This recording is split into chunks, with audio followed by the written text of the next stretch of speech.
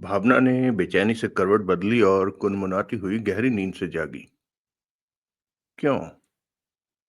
उसने उनींदे भाव से सोचा। क्यों खुली थी उसकी नींद? क्या घंटी बजी थी? नहीं, घंटी नहीं बजी थी। दरवाजे पर दस्तक पड़ी थी। दस्तक जो अभी भी दोहराई जा रही थी। कौन है? वो ऊंचे स्वर में बोली। सोफिया। बाहर गलियारे से जवाब मिला। जरा दरवाजा खोलो। भावना ने साइड टेबल पर रखी टेबल क्लॉक पर निगाह डाली तो पाया 11:15 बज रहे थे। उसने उठकर दरवाजा खोला। क्या बात है? वो आशंकित भाव से बोली। महाजन साहब ठीक तो हैं? वो ठीक हैं, सोफिया बोली। मिसेस चावरिया और उनका सन का साथ प्रॉब्लम है। क्या हुआ उन्हें? मैं बोले तो डिनर जस्ती किया। अब दोनों मदर एंड सन पेट पकड़कर हाय हाय करता है और मेरे बनाए खाने को कोसता है। तुम्हारे बनाए डिनर में नुक्स होता तो किसी और को भी तो तबीयत खराब होती। एग्जैक्टली। Dinner all right. वही लोग ओवर ईटिंग किया। ठूस ठूस कर खाया। हो क्या रहा है उन्हें? शिकायत कैसी है? महसूस क्या कर रहे हैं? दोनों बोलता है गले और छाती में जलन होता है। उल्टी जैसी उबकाई आती है। मैं बोला तो सब ओवर ईटिंग से हुआ। चिकन हजम नहीं होएगा तो क्या करेगा? पेट में कूदे फांदेगा। नो। यस। कब से महसूस कर रहे हैं वो ऐसा? पता नहीं। मेरे को तो अभी 20 मिनट पहले खबर लगा। मैं हाजमोला दिया, हॉट वाटर बॉटल दिया, पर no change. You come and see. चलिए। गलियारा लांग कर वो दोनों उसके सिरे पर पहुंची जहां मां बेटे के दाएं बाएं दो बेडरूम थे और बीच में एक बैठक थी। इधर, सोफिया बोली। उधर दायां बेडरूम था जिसमें लीलावती पेट थामे दोहरी हुई पलंग पर बैठी थी। उसके चेहरे पर पीड़ा के भाव थे और आंखें नम और सुर्ख थी। अटैच बाथरूम में से पानी चलने की और किसी के उबकाइयां लेकर उल्टियां करने की आवाज आ रही थी। भावना पलंग के करीब पहुंची और सहानुभूतिपूर्ण स्वर में बोली। क्या हो रहा है मिसेस चावरिया? कैसा महसूस कर रही हैं? मार डाला, लीलावती विलाप सा करती हुई बोली। हाय हाय रे, जहर दे दिया किसी ने। हाय, सब अंदर सब बाहर सब जल रहा है। कलेजे में आग लगी जान पड़ रही है। कोई गिलास पानी पिया? कई गिलास पानी पिया, बुझ नहीं रही। हाय। अरे मैं बचूंगी या नहीं? मेरा बेटा बचेगा या नहीं? धीरज रखिए, आप लोगों को कुछ नहीं होगा। अरे होगा क्या नहीं? हाय। हो रहा है, जोरों से। हम दोनों को जहर खिला दिया किसी दुश्मन ने। नॉनसेंस। ऐसा कहीं होता है? बड़ी हद कुछ हुआ होगा तो आपको बदहजमी हुई है। वो भी क्यों हुई है? ओवर ईटिंग से हो जाती है। पहले तो कभी नहीं हुई। कभी ना कभी तो पहल होनी थी ना मैडम।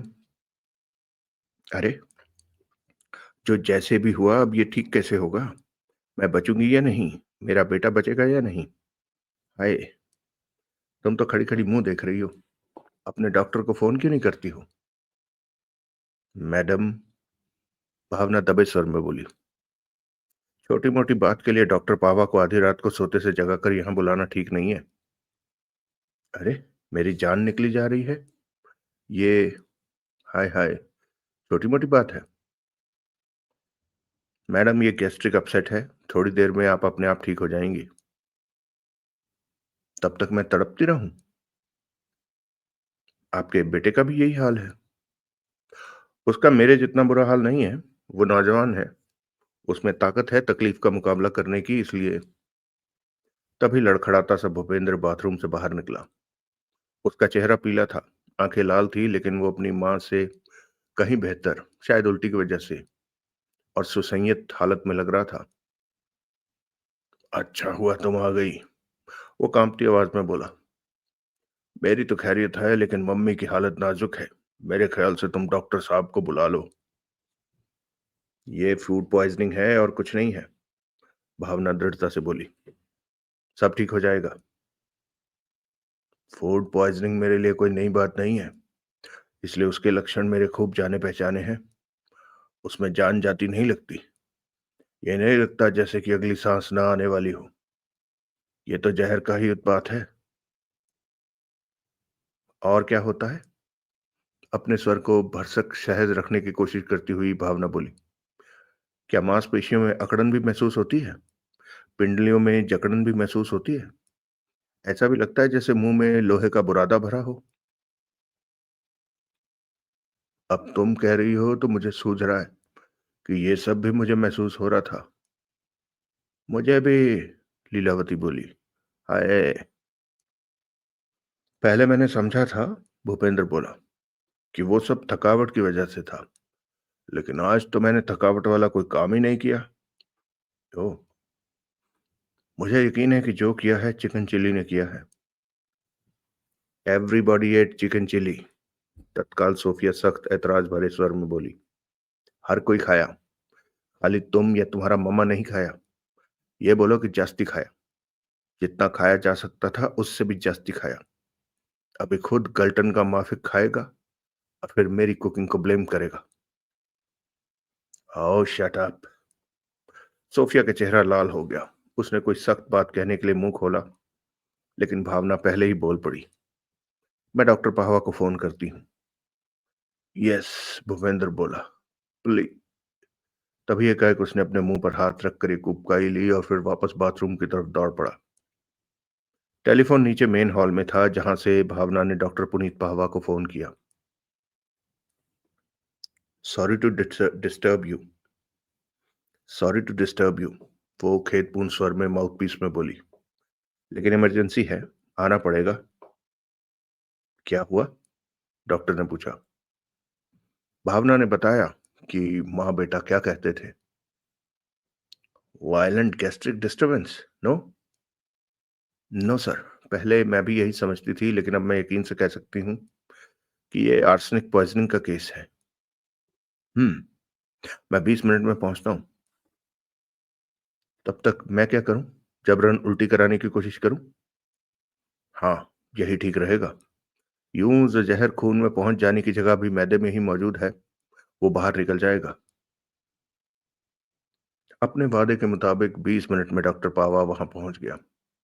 फिर मरीजों को संभालने में और उनकी हालत खतरे से बाहर घोषित करने में रात के 2 बज गए। आखिरकार वो भावना के कमरे में आकर एक कुर्सी पर ढेर हुआ और एक सिगरेट सुलगाकर खामोशी से उसके कश लेने लगा। Chilli chicken? फिर वो गंभीरता से बोला। भावना ने वैसी ही गंभीरता से सहमति में सिर हिलाया। ढेर? हाँ। सबने खाया? हाँ। एक ही सर्विस प्लेट में से? नहीं, दो में से। काफी ढेर बना था ना, इसलिए दो सर्विस प्लेटों में सर्व किया गया था। एक डाइनिंग टेबल के एक सिरे पर थी और दूसरी दूसरे सिरे पर। जिस सर्विस प्लेट में से माँ बेटे ने चिकन लिया था, उसको किसी और ने हाथ नहीं लगाया था? बराबर लगाया था। खुद मैंने ही लगाया था। फ्रैंकी डोनाटो ने भी लगाया था। और जहां तक मुझे याद पड़ता है, मनोज पुरवार की सीट से भी सर्विस प्लेट करीब थी। फिर चिकन में तो जहर नहीं हो सकता। जाहिर है। जरूर उन लोगों ने डिनर के बाद भी कुछ खाया होगा। दोनों का इस बात से पुरजोर इंकार है। तो कुछ पिया होगा, जो कि उन्हें याद नहीं रहा होगा। शायद। वैसे करतब आर्सेनिक का ही है ना? शर्तिया, तुमने लक्षण एकदम ठीक पहचाने थे। हमारा पेशेंट तो ठीक है ना? एकदम ठीक है। आपको फोन करने के बाद मैं सीधी कॉटेज में ही गई थी। तब मास्टर बेडरूम के डोम की छत खुली हुई थी। मैंने उसमें से झांक कर देखा था, मिस्टर महाजन चैन की नींद सोए पड़े थे। और केडिया साहब? उनके खर्राटे तो बेडरूम से बाहर तक सुनाई पड़ रहे थे। गुड। वैसे भी वो यहाँ के डिनर में शरीक नहीं होते। होते भी तो सोफिया मिस्टर महाजन को चिली चिकन हरगिज नहीं खाने देती, जिसमें कि जहर मिला होने का दावा माँ बेटा कर रहे हैं। चिकन में जहर होता तो दोनों सर्विस प्लेटों की चिकन में होता। क्यों? क्योंकि जहर मिलाने वाले को एडवांस में ये पता नहीं हो सकता था कि चिली चिकन से भरी कौन सी सर्विस प्लेट डाइनिंग टेबल के कौन से सिरे पर रखी जाने वाली थी। ये पता होता तो ये पता नहीं हो सकता था कि माँ बेटा टेबल के कौन से सिरे पर बैठने वाले थे, एक ही सिरे पर बैठने वाले थे या नहीं। और एकाएक भावना बोलते बोलते रुक गई। क्या हुआ? डॉक्टर सकपकाया सब बोला। मुझे एकाएक सूझा है, भावना तनिक उत्तेजित भाव से बोली, कि क्यों कर जहर सिर्फ माँ बेटे के चिकन में ही मौजूद रहा हो सकता है। क्या सूझा है? जरूर जहर नमकदानी में था। नमकदानी? हाँ। माँ बेटा सोफिया के पकाए खाने में नमक की शिकायत हमेशा करते हैं, इसलिए उन्हें आदत पड़ी हुई है हर चीज पर और नमक छिड़क कर खाने की। ऐसा और कोई नहीं करता, इसलिए सोफिया जब भी खाना सर्व करती है, उनके लिए एक स्पेशल नमकदानी उनके करीब टेबल पर जरूर रख देती है। अब मुझे खूब याद पड़ रहा है कि माँ बेटे ने डिनर के दौरान जितनी बार भी अपनी प्लेट में चिकन लिया था, उस पर नमकदानी उठाकर ऊपर से नमक छिड़का था। यानी कि जहर अगर कहीं था तो उस नमकदानी में था। हाँ, मुझे खूब याद पड़ रहा है कि उस नमकदानी को उन दोनों के अलावा किसी ने हाथ तो नहीं लगाया था। किसी को चिकन में नमक कम होने की शिकायत भी नहीं हुई थी। मैंने खुद वो चिकन खाया था। नमक एकदम ठीक था। बाज लोगों को तीखा नमक खाने की आदत होती है, जो कि इन दोनों को यकीनन है। वो नमकदानी अब कहाँ है? वहीं डाइनिंग टेबल पर क्रॉकरी के साथ पड़ी होगी। आओ, देखते हैं। डॉक्टर ने सिगरेट का आखिरी कश लगाकर उसे मसला, वेस्ट बास्केट में डाला और उठ खड़ा हुआ। दोनों नीचे डाइनिंग रूम में पहुंचे। माँ बेटे के बेल बूटों के डिजाइन वाली खास नमकदानी वॉल कैबिनेट के ऊपर पड़ी मिली। डॉक्टर ने उसमें से थोड़ा सा नमक अपनी हथेली पर छिड़का, हथेली को रोशनी के करीब ले जाकर गौर से हथेली पर फैले नमक के महीन कणों का मुआयना किया। कुछ कणों को अंगूठे और तर्जनी की उंगली के बीच में थाप कर रगड़ा, फिर मुआयना किया, और फिर एकाएक नमकदानी उसने अपने कोट की जेब में डाल ली और हाथ झाड़ लिए। तुम्हारा शक सही जान पड़ता है, वो धीरे से बोला, लेकिन तस्दीक लेबोरेटरी जांच से ही होगी, जो कि मैं करवाऊंगा। अब जब तक लेबोरेटरी जांच का नतीजा सामने ना आ जाए तब तक इस बाबत तुम खामोशी रहना। वो तो मैं रह लूंगी, लेकिन अगर इस नमकदानी में जहर है तो फिर ये दोहरे कत्ल की कोशिश का मामला हुआ। हुआ तो सही। हमें पुलिस को खबर नहीं करनी चाहिए? करनी चाहिए, करेंगे, लेकिन पहले लेबोरेटरी जांच का नतीजा सामने आ जाए। किसने की होगी कत्ल की कोशिश? क्या पता, लेकिन देख लेना, दिन चढ़ने पर इल्जाम महाजन पर लगाया जाएगा। आप ठीक कह रहे हैं। बेटा लगाए ना लगाए, मां जरूर लगाएगी। ऐसा? हाँ, बहुत कमीनी है, लालची, झगड़ालू, खुंदकी। बेटे को यूं काबू में रखती है जैसे पालतू कुत्ता हो। बस गले में पट्टे की कसर है। अगर हम अपने पेशेंट में विश्वास जताएं और ये मान के चलें कि कत्ल की कोशिश उसने नहीं की हो सकती, तो इस अनार के लिए कोई दूसरा कैंडिडेट है तुम्हारी जगह में? है तुम्हारी निगाह में? फ्रैंकी डोनाटो है। उसने कंपनी के साथ फ्रॉड किया है, जिससे वो पूरी तरह से मुकर भी नहीं रहा। उसकी दोहरे व्यक्तित्व वाली कहानी आपसदारी में चल सकती है, कोर्ट में नहीं चल सकती। वहां जो कराया जॉनी ने कराया वाली बकवास पर कौन ध्यान देगा? फ्रैंकी जानता है कि उसे कोर्ट में घसीटा गया तो उसे एक करारा माली झटका तो लगेगा ही, वो जेल भी जा सकता है। अगर ये कत्ल का पर्याप्त उद्देश्य है, तो ऐसा उद्देश्य तो हमारे पेशेंट के पास भी है, लेकिन आपने शुरू में ही कहा है कि हमने अपने पेशेंट पर विश्वास जताना है और ये मानकर चलना है कि कत्ल की कोशिश उसने नहीं की हो सकती। लेकिन उसकी खातिर केडिया ने की हो सकती है। हाँ, उसने की हो सकती है। वो अपने दोस्त के लिए कुछ भी कर सकता है। खून भी? खून भी? कोई और कैंडिडेट? मनोज पुरवार। बहुत चलती रकम है। मुझे तो वो शक्ल से ही क्रिमिनल लगता है। उसके पास कत्ल का क्या उद्देश्य है? होगा कोई। मैं हर किसी की बात से थोड़े ही वाकिफ हूं। ये भी ठीक है। लेकिन इस परिवार की एक खास बात से, बल्कि यूं कहिए कि एक खास करतूत से बखूबी वाकिफ हूं। कैसी करतूत? सोफिया की नौजवान बेटी अलीशा के पीछे पड़ा हुआ है, जबकि अलीशा से कम नहीं तो 15 साल बड़ा है। लड़की नादान है, उस उम्र में है जिसमें मेल अटेंशन की भूख होती है, इसलिए वर्गलाई जा सकती है। यानी कि पुरवार अपने नापाक इरादों में कामयाब हो सकता है। मुझे तो लगता है कि हो सकता है। हम्म। ठीक है। अब मैं चलता हूँ। माँ बेटा अब ठीक है, फिर भी तुम उनकी प्रोग्रेस पर वॉच रखना। भावना ने सहमति से सिर हिलाया। डॉक्टर पाहवा कोठी से रुखसत हो गया। भावना वापस अपने कमरे में लौटी।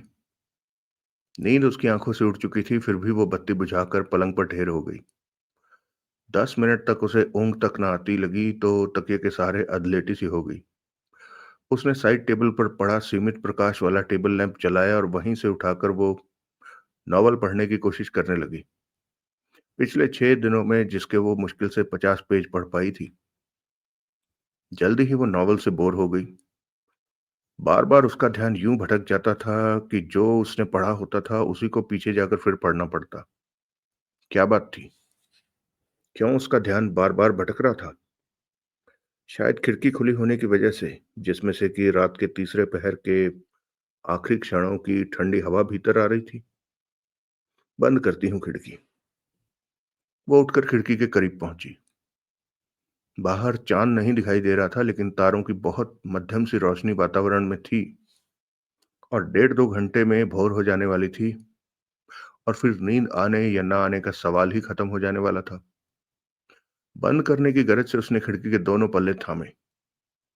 तभी आधा चांद बादलों से बाहर निकला और यूं वातावरण में फैले अतिरिक्त लेकिन तब भी अपर्याप्त प्रकाश में उसे रोज गार्डन की मूर्तियों वाली दीवार के पास एक साये का आभास हुआ।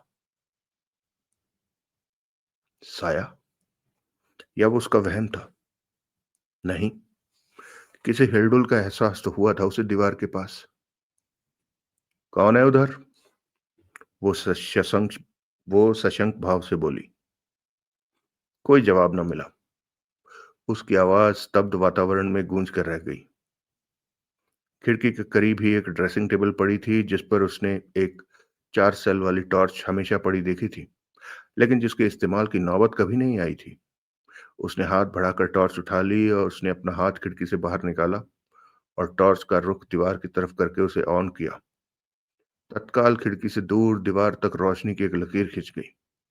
दीवार पर जहां रोशनी जाकर पड़ी, उस स्थान के करीब ही उसे कोई शख्स उकड़ू होकर बैठा लगा।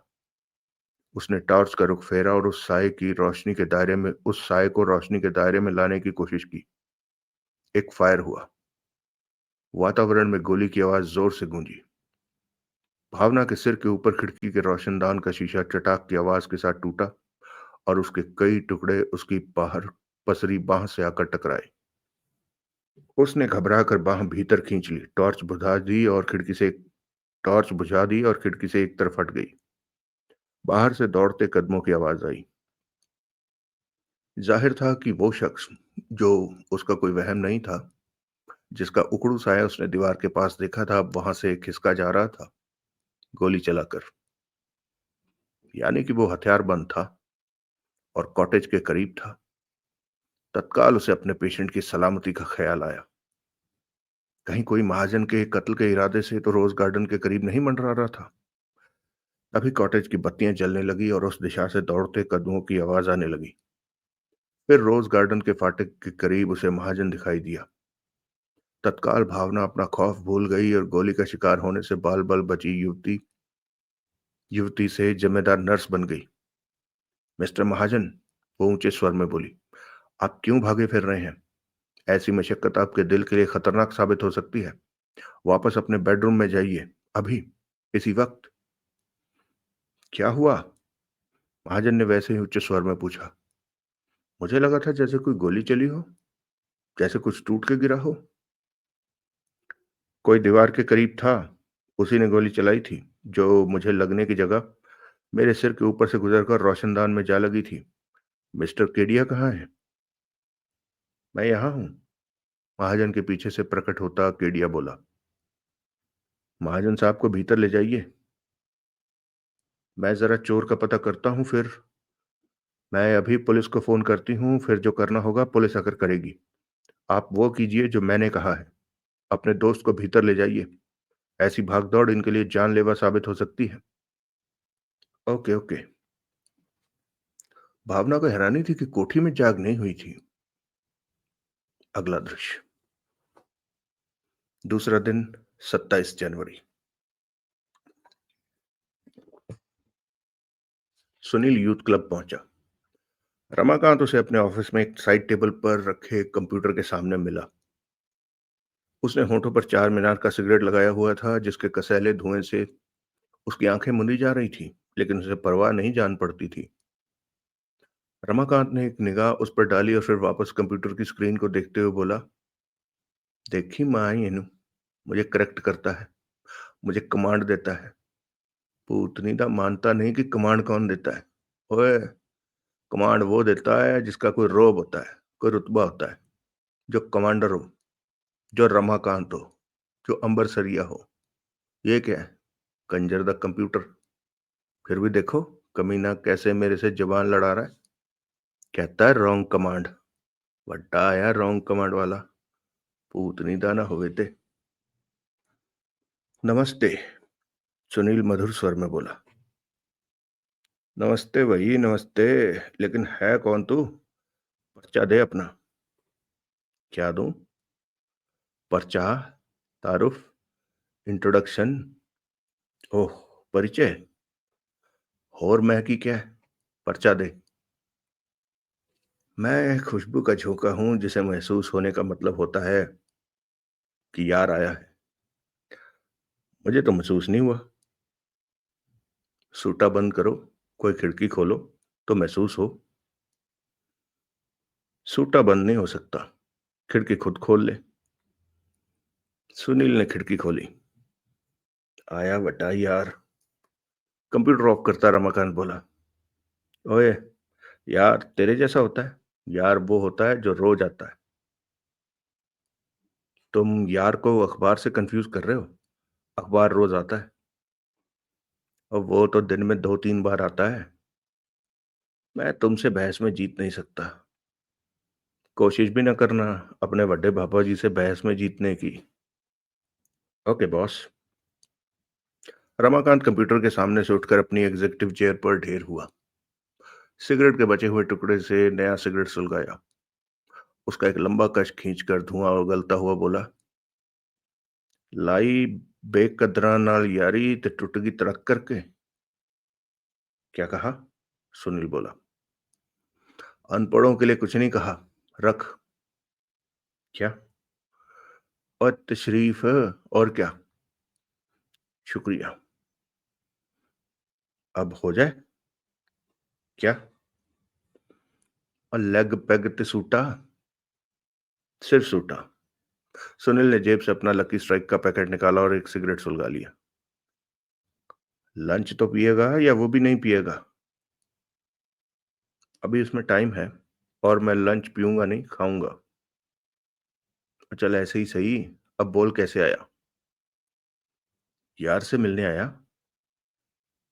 यार से ऐसे मिलते हैं? और कैसे मिलते हैं? चीयर्स बोल के मिलते हैं।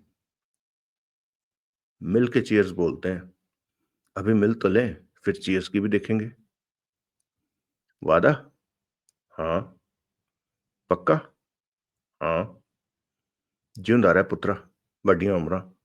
जीता रहे और पीता रहे, पीता रहे और जीता रहे। तभी सुनील के मोबाइल की घंटी बजी। सुनील ने कॉल रिसीव की। सुनील? पूछा गया। हाँ, मैं महाजन बोल रहा हूँ, सुंदरबन से। क्या बात है महाजन साहब? आवाज से बड़े उत्तेजित लग रहे हैं। सुनील, वो क्या है कि अगर आपने अपने केस की लीगल पोजीशन जानने के लिए फ़ोन किया है, तो अर्ज़ है कि मेरी अभी एडवोकेट चटर्जी से तफ़सीली बातचीत नहीं हो सकी। मैं एक बार अभी उनसे फिर मिलूँगा। अब शाम तक आपको वो बात तो थी ही, लेकिन मैं कुछ और भी बताना चाहता हूँ तुम्हें। और क्या? कल रात यहाँ बहुत हंगामा बरपा गया। क्या? पहले किसी ने मेरी सास और साले के डिनर में ज़हर डाल दिया। ज़हर खिला दिया? मर गए दोनों? नहीं, डॉक्टरी इमदाद जल्दी हासिल हो जाने की वजह से बच गए। ओह! ये तो बहुत अच्छा हुआ। फिर किसी ने नर्स भावना को शूट करने की कोशिश की। रात को ही? हाँ, कुछ 3 बजे के करीब। मनसुख का कहना है कि कोई मेरे कत्ल के इरादे से हथियारबंद होकर आया था और रोज़ गार्डन में दाखिल होने की कोशिश कर रहा था, जबकि भावना को उसकी भनक लग गई थी। अपने कमरे की खिड़की से उसने उस पर टॉर्च की रोशनी डाली, तो उसने गोली चला दी और फिर भाग खड़ा हुआ। गोली नर्स को लगी? नहीं, सिर के ऊपर से गुजरी, रोशनदान के शीशे में लगी। भावना बाल-बाल बच गई। महाजन साहब, ज़हर के बारे में मैं कुछ नहीं कहता, लेकिन शूटिंग न्यूज़ है। मैं पहुँचता हूँ। फ़ौरन आ रहे हो? हाँ, मैं कोठी में हूँ। आकर सबसे पहले मेरे से मिलना। यहाँ और भी बहुत कुछ हो रहा है और होने वाला है, जिसकी कि मैं तुम्हें खबर करना चाहता हूँ। ठीक है।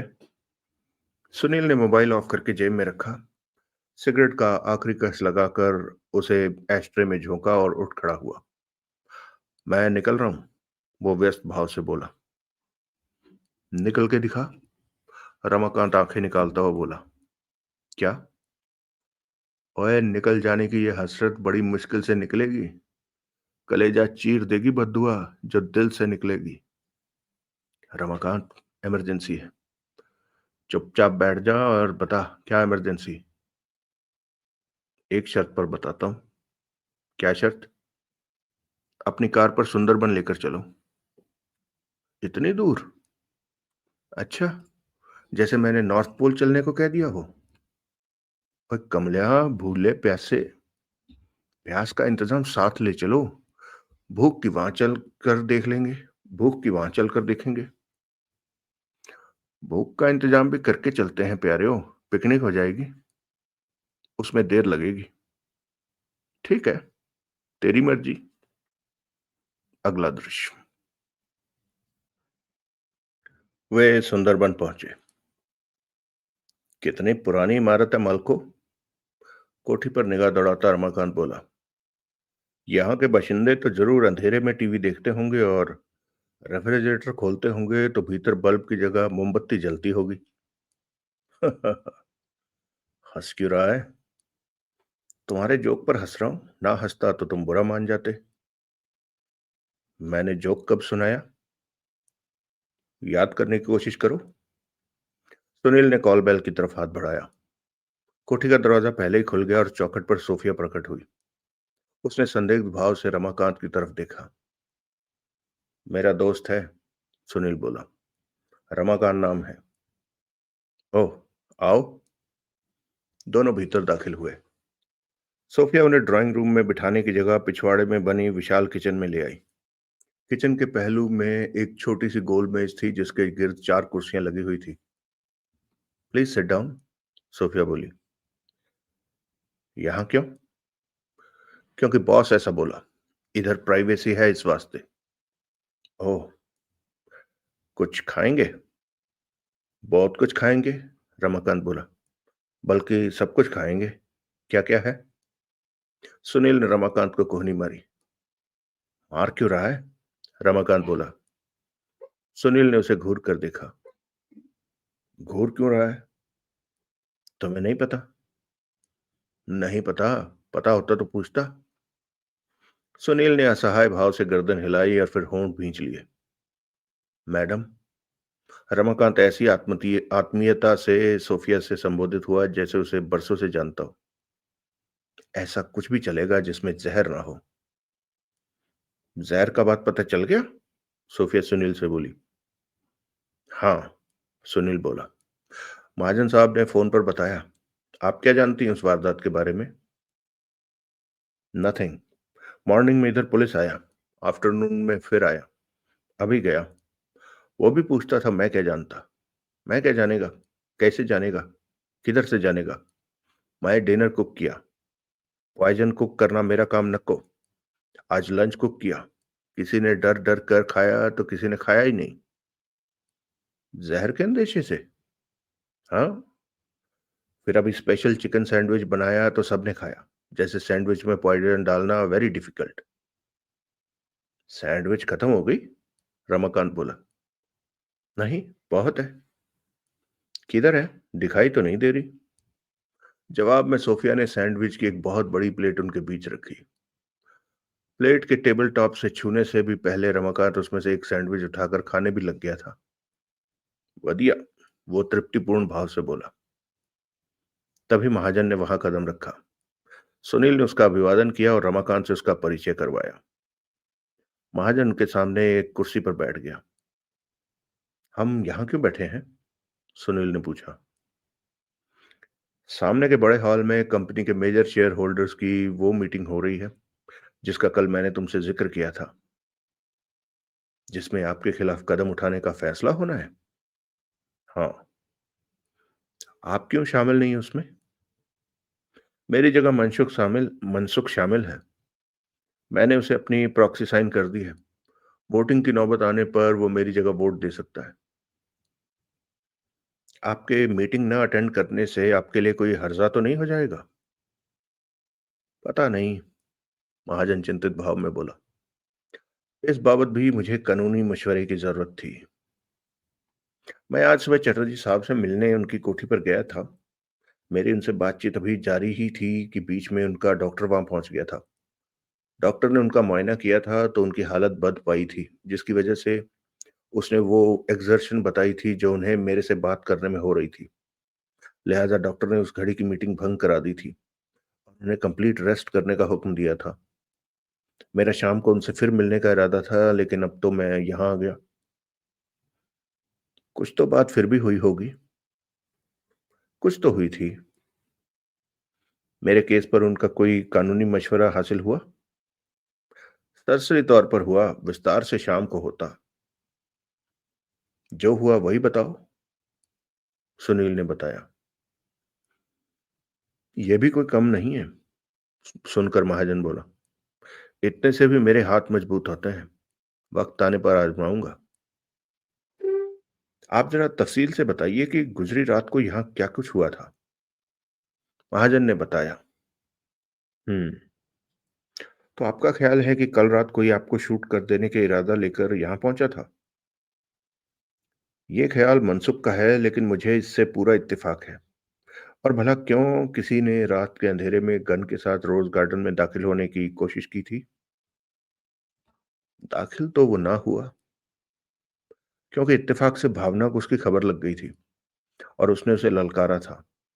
टॉर्च की रोशनी करके भावना ने उस शख्स की शिनाख्त की कोशिश की थी, तो उसने गोली चला दी। बेचारी बाल बाल बची। हम्म। मेरी सास और साला भी बाल बाल बचे। घर में ट्रेंड नर्स ना मौजूद होती, उसने आर्सेनिक पॉइजनिंग के लक्षण ना पहचान लिए होते और उसने फौरन डॉक्टर पावा को यहाँ तलब ना किया होता, तो वो दोनों भी यकीनन जान से जाते। जहर नमकदानी में था? हाँ। स्थापित हो चुका है? हाँ। शेयर होल्डर्स की मीटिंग जो इस वक्त इस कोठी की छत के नीचे चल रही है, ये कहीं भी हो सकती थी।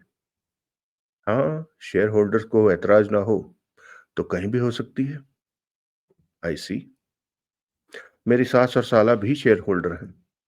रात को उन दोनों के साथ जो हादसा गुजरा, उसके रूम में उनकी सहूलियत मीटिंग के यहीं होने में थी। यानी कि मिसेस चावरिया और उनके साहिबजादे को अकोमोडेट करने के लिए मीटिंग यहाँ की जा रही है, यही समझ लो। और ये ना भूलो कि वो साहबजादा कंपनी का मौजूदा एमडी भी है। कौन कौन शामिल है मीटिंग में? भूपेंद्र चावरिया, लीलावती चावरिया, मनसुख केडिया, मधुप तोशनीवाल और गुलाब राय मनकोटिया। उनमें से किसी के यहाँ आने का अंदेशा नहीं? मीटिंग छोड़कर? कैसे भी? मीटिंग छोड़कर कोई भला क्यों यहाँ आएगा? पुरवार आना सकता? पुरवार आना सकता? सोफिया घड़ी देखती हुई बोली। ये उसके चाय पीने का टाइम। शाम के इस टाइम के आसपास वो इधर चाय पीने आता। पर मीटिंग की वजह से आज वो कोठी में नहीं। वो मीटिंग खत्म होने के बाद आएगा, ऐसा वो खुद बोला। आई सी। मीटिंग खत्म होने से पहले महाजन चिंतित भाव से बोला, मुझे अपनी लीगल पोजीशन मालूम होती तो ये मेरे लिए राहत की बात होती। आप नाहक चिंता कर रहे हैं। मीटिंग में आपके खिलाफ भी कोई फैसला होगा तो उस पर एकाएक अमल नहीं हो जाने वाला। आप धीरज रखिए, शाम तक मैं यहीं से फोन पर चैटर्जी साहब से बात करने की कोशिश करूंगा। ओके। महाजन ने अनमने भाव से सहमति में सिर हिलाया। जो 20 बेशकीमती मूर्तियां अभी भी आपके कब्जे में हैं, आपकी गारंटी है कि उनमें उनकी किसी को खबर नहीं लगी हो सकती? हाँ। आप बीमार हैं, थोड़ी कमी पेशी के साथ पलंग के हवाले हैं, कहीं आ जा नहीं सकते। आपके दोस्त केडिया साहब आपकी खातिर हमेशा आपके साथ चिपके रहते हैं। ऐसे माहौल में दुश्मनों ने आपकी हर संभावित जगह की पड़ताल करने में क्या कसर छोड़ी होगी? महाजन कुछ क्षण खामोश रहा और फिर बोला, नहीं छोड़ी होगी। इस मामले में मुझे भूपेंद्र पर भी शक है। सोफिया कहती है कि वो खामोशी से कोठी का चप्पा चप्पा छान चुका है। और एक बार जब मैं और मनसुख यहाँ थे तो किसी काम से मैं एकाएक यहाँ से उठकर रोज गार्डन की तरफ गया था तो मैंने भूपेंद्र को कॉटेज से निकलते पाया था। पूछने पर उसने झूठ बोल दिया था कि वो मेरी तलाश में था, जबकि उसे बखूबी मालूम था कि मैं कोठी में मौजूद था। तलाश में क्यों था? खामखा कोई वजह बयान कर दी थी। किसी फाइल की बाबत पूछ लिया था जो कि उसे ऑफिस में मिल नहीं रही थी। लिहाजा मूर्तियों की तलाश में कॉटेज को भी खंगाला जा चुका था। कोठी के सामने और पिछले कंपाउंड को भी, रोज गार्डन को भी। उन्हें कैसे? मेटल डिटेक्टर की मदद से। यानी कि भूपेंद्र का ख्याल है कि मूर्तियां आपने कहीं गाड़ दी हो सकती हैं। हाँ। लेकिन वो लाख सिर ढूंढ ले, वो मूर्तियों से नहीं मिलने वाली। वो किसी को नहीं मिलने वाली। सिवाय आपके। सिवाय मेरे। इतनी गारंटी है?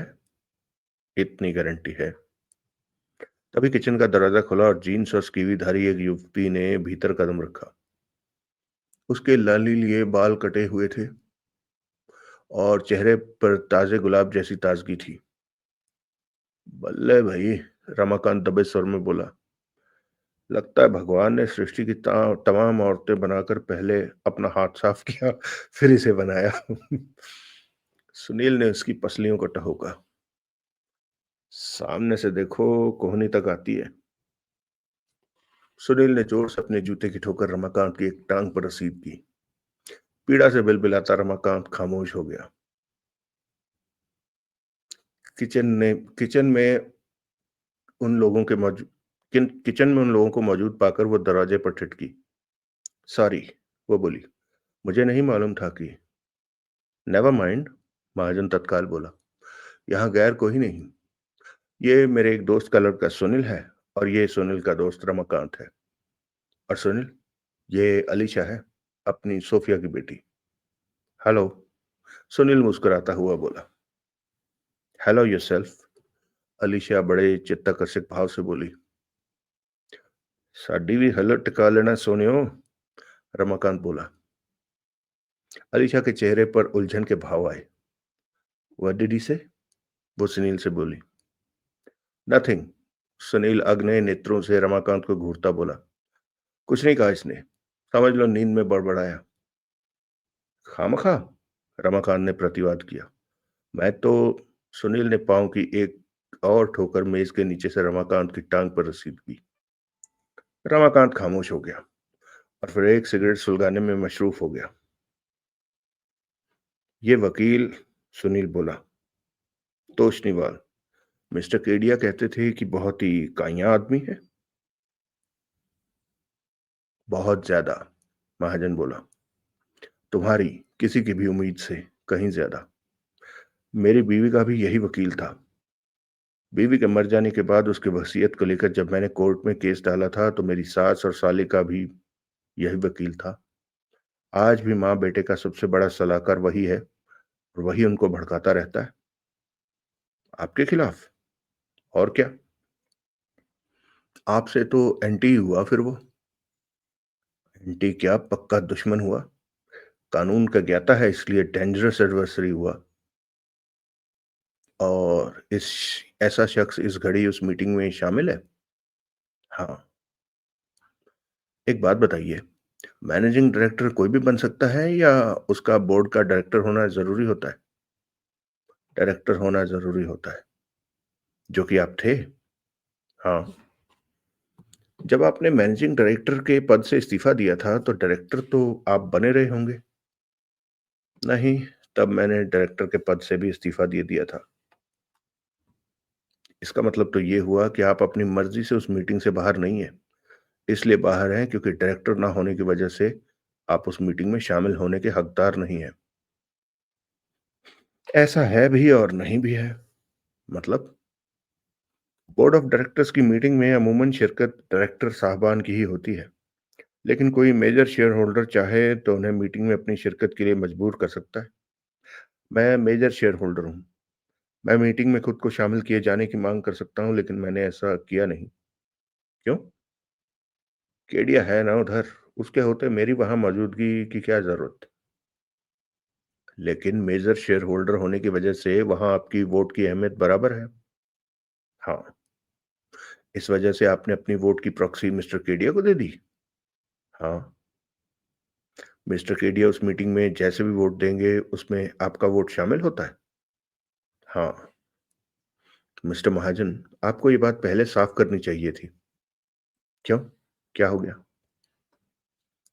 कॉर्पोरेट फंक्शनिंग की जो थोड़ी बहुत नॉलेज मुझे है, उसकी बिना पर ये हो गया बंदा नवाज कि उस मीटिंग में उसका आपकी तरफ से वोट देना ऐसा ही होगा, जैसे कि खुद आपने अपनी वोट दे दी हो। ऐसी किसी वोटिंग के नतीजे के तौर पर अगर आपको फिर कंपनी का डायरेक्टर बना दिया जाता, तो कंपनी के वेलफेयर से अपने आप ही आपकी कमिटमेंट बन जाती। अपनी उस हैसियत में अगर आपको किन्हीं कॉर्पोरेट एसेट्स का कंपनी की अपनी उस हैसियत में अगर आपको किन्हीं कॉर्पोरेट एसेट्स का कंपनी की पूंजी मानी जा सकने वाली किसी चल या अचल संपत्ति का ज्ञान होता है, तो आपका उसको कंपनी से छुपा कर रखना अपने आप में ऐसा जुर्म तस्लीम किया जाएगा, जो कि किसी सबूत का भी मोहताज नहीं होगा। जनाब, आप फौरन वोटिंग की नौबत आने से पहले मिस्टर केडिया को उस मीटिंग से बाहर बुलाइए। मेरे ख्याल से तो अलीशा दबे स्वर में बोली, मीटिंग खत्म हो चुकी है। अच्छा। हाँ, यहाँ आने से पहले मैंने उनको कॉन्फ्रेंस टेबल से उठते देखा था। अब क्या किया जाए? महाजन व्यग्र भाव से बोला। अगर अलीशा सच कहती है तो सिर्फ दुआ की जाए कि मीटिंग में किसी को आपको फिर से डायरेक्टर चुनकर आपको जिच करना ना सूझा। लेकिन ऐसा क्यों कर होगा? जब तोशनीवाल को आप निहायत कईयां वकील बताते हैं और वो उस मीटिंग में शामिल है और उसकी आपकी सास और साले से मिली भगत है, तो ऐसा क्यों कर होगा? मैं मैं चटर्जी साहब को फोन लगाता हूँ। सुनील ने मोबाइल निकालकर चटर्जी का वो नंबर उस पर पंच किया जो खास उसके लिए उन्होंने उसे बताया था। तत्काल उत्तर मिला। सुनील ने जल्दी जल्दी बंगाली में बोलना शुरू कर दिया। कुछ क्षण दूसरी ओर से आती बात सुनी, एक दो बार प्रतिवाद किया और फिर फोन बंद कर दिया। डायरेक्टर का कंपनी में शेयर होल्डर होना भी जरूरी तो होता होगा? वो व्यग्र भाव से महाजन से बोला। हाँ, महाजन ने जवाब दिया, जो कि आप हैं, मैनेजिंग डायरेक्टर या डायरेक्टर ना होते हुए भी हैं। हाँ। कितने शेयर हैं आपके पास? 26%। वैल्यू वैल्यू बताइए। यही कोई 2.5 करोड़। वो तमाम शेयर फौरन आप मुझे बेच दीजिए। तुम्हें बेच दूं? ताकि आप कंपनी के शेयर होल्डर भी ना रहें। ओह, तो तुम 2.5 करोड़ रुपए में कहाँ रखे हैं? 2.5 करोड़ रखे भी हों तो अभी कहाँ रखे हैं? यहाँ तो जो होना है अभी होना है, वरना समझ लीजिए कि आपका पुलंदा बंध गया। क्या बंध गया? पुलंदा। जो बंध जाता है तो मुश्किल से खुलता है, नहीं भी खुलता। इसलिए वक्त की नज़ाकत समझिए और जो मैं कहता हूँ जल्दी कीजिए। क्या करूँ? ₹100 में वो तमाम शेयर आप इस मौखिक समझौते के साथ मुझे बेच दीजिए कि 2 दिन बाद ₹110 में वो तमाम शेयर आप वापस खरीद लेंगे। मैं नहीं समझा। ये समझने का नहीं, हरकत में आने का वक्त है। नहीं समझे तो बिना समझे कदम उठाइए। क्या कदम उठाऊँ? बोलो, क्या करूँ? कहाँ है आपका शेयर सर्टिफ़िकेट? ऊपर दूसरी मंजिल पर मेरी स्टडी है। वहाँ पुराने ज़माने का एक ऐसा राइटिंग डेस्क है जिसका गोल फ्रंट रोल होकर खुलता है। उसके दाईं ओर के टॉप के पिजन होल जैसे खाने में पड़ा है शेयर सर्टिफ़िकेट। मैं सीढ़ियाँ नहीं चढ़ सकता इसलिए सीढ़ियाँ मैं चढ़ लूँगा। कैबिनेट को ताला लगता है? लगता है लेकिन आजकल बिगड़ा हुआ है। ठीक कराना था, दाँव नहीं लगा। वो बातें छोड़िए, मुझे अपना जवाब मिल गया कि कैबिनेट लॉक नहीं है। आपकी स्टडी का है दूसरी मंजिल पर? वो वो दाएँ अलीशा को साथ ले जाओ, ये दिखा देगी। ठीक है। सुनील उछलकर खड़ा होता बोला, पिछवाड़े की सीढ़ियों से जाना। ओके। सुनील ने अलीशा की तरफ निगाह दौड़ाई तो उसने उसे साइड टेबल के करीब यूं अनमनी सी खड़ा पाया जैसे उसने कुछ सुना ना हो। अलीशा, सोफिया झिड़कती हुई बोली, किधर खोया हो ना सकता? अलीशा ने हड़बड़ा कर सिर उठाया। इजी इजी, अभी शुगर पॉट पलटने लगा था। कुछ सुना तूने? क्या? मिस्टर सुनील को ऊपर बॉस की स्टडी में ले जाने का है। Understand? Yes mom. Hurry up then. आओ, अलीशा सुनील से बोली। तब तक सुनील पर्स में से 100 का नोट बरामद कर चुका था। ये रही एज पर पेमेंट आपके शेयरों की full and final payment. Sunil note Mahajan को सौंपता हुआ बोला, डील मुकम्मल हुआ। हुआ। महाजन फिर दबे स्वर में बोला, और सुनील, मेरी तरफ से तुम्हें कुछ भी करने की खुली छूट है, भले ही कोई उल्टी पड़ जाने की सूरत में मुझे बाद में उसका खामियाजा भुगतना पड़े। आपको मेरे पर इतना एतबार है? हाँ। वजह पूछने का वक्त नहीं है, बहरहाल शुक्रिया। कम एंजल फेस। तत्काल अलीशा उसके साथ हो ली। पिछवाड़े की सीढ़ियों के रास्ते दोनों दूसरी मंजिल पर पहुंचे और लंबे गलियारे में आगे बढ़ गए। अपनी उम्र के लिहाज से, रास्ते में सुनील बोला, तुम्हारा मिजाज कुछ ज्यादा ही संजीदा है। ऐसी कोई बात नहीं है, वो जबरन मुस्कुराती हुई बोली। बराबर है हनी पॉट, ताड़ने वाले कयामत की नजर रखते हैं, मालूम है। तो समझ लो कि आज ही है ऐसा। आज कोई खास बात है है या ये भी समझ लूं? समझ लो। समझाती बहुत हो। यह है बॉस की स्टडी। एकाएक वो एक बंद दरवाजे पर ठिठकती बोली। उसने दरवाजे को धक्का देकर खोला। सुनील ने भीतर झांका तो पाया कि वह कमरा कोई खास बड़ा नहीं था। उसकी दाईं दीवार के साथ एक सोफा था और उसकी परली तरफ एक फाइलिंग कैबिनेट थी। बाएं एक टीवी और एक रेफ्रिजरेटर पड़ा था। रेफ्रिजरेटर के करीब एक छोटी सी टेबल थी जिस पर एक टाइपराइटर रखा था, और सामने आबनूस की लकड़ी का बना एंटीक आइटम जैसे वो राइटिंग डेस्क था जिसकी उसे तलाश थी। डेस्क के ऊपर दीवार पर क्रॉस की शक्ल में बाबा आदम के जमाने की 2 बंदूकें टंगी हुई थी, जो कि पता नहीं चलती भी थी या नहीं। एक अन्य दीवार पर एक बारहसिंगे का सिर टंगा हुआ था। वो कमरे में दाखिल हुआ। अलीशा पीछे चौखट पर ही ठिठकी खड़ी रही।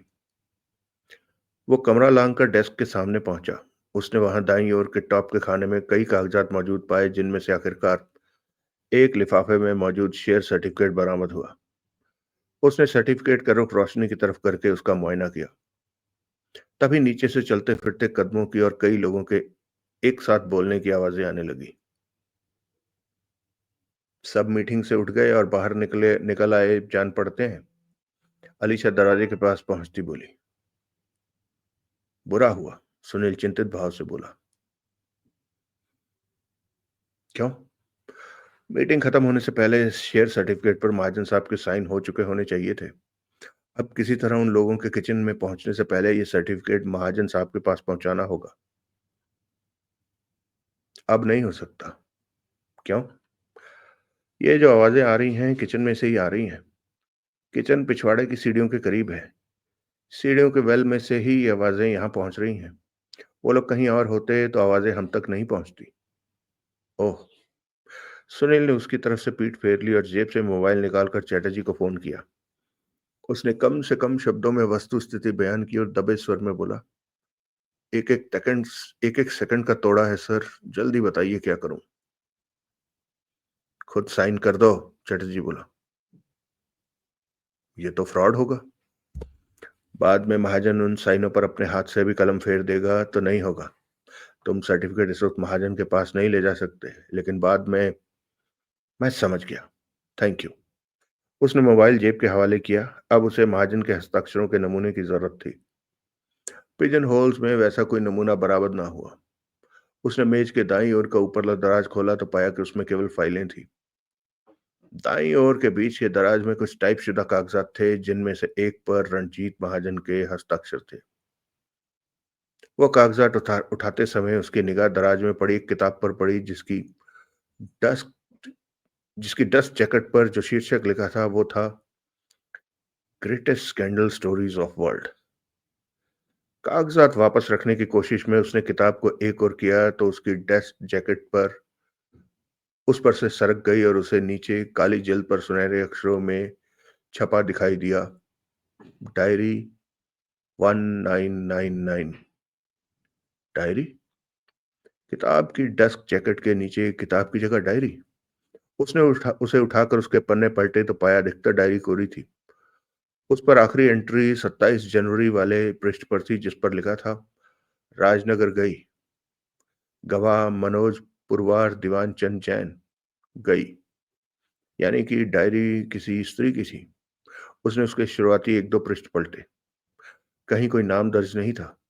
उसने डायरी को पूर्वतः डस्ट जैकेट चढ़ाकर उसे कागजात के साथ वापस दराज में डाल दिया और फिर उस टाइपशुदा कागज की तरफ तवज्जो दी जिस पर रंजीत महाजन के हस्ताक्षर थे। उसने डेस्क पर से एक कोरा कागज और बॉल पेन उठाया और कई बार उन साइनों को कागज पर करने का अभ्यास किया।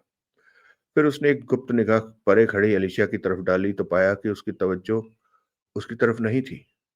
वो तो अपने ही किन्हीं ख्यालों में डूबी जान पड़ती थी। उसने शेयर सर्टिफिकेट को खोलकर डेस्क पर टिकाया और उस पर वहां महाजन के साइन बना दिए, जहां के शेयर ट्रांसफर के लिए सर्टिफिकेट को एंडोर्स किया जाना होता था। फिर उसने सर्टिफिकेट को तय करके अपनी जेब में रख लिया और जिस कागज पर उसने साइन बनाने का अभ्यास किया था उसे पुर्जा कुर्जा करके करीब पड़ी रद्दी की टोकरी में डाल दिया। चलो, फिर वो अलीशा से बोला। सहमति में सिर हिलाती अलीशा उसके साथ बोली, तुम्हारी उम्र की लड़कियों को इतना संजीदा नहीं होना चाहिए रोजी लिप्स। रास्ते में सुनील बोला, उन्हें चुलबुलाती हंसती खिलखिलाती होना चाहिए क्या?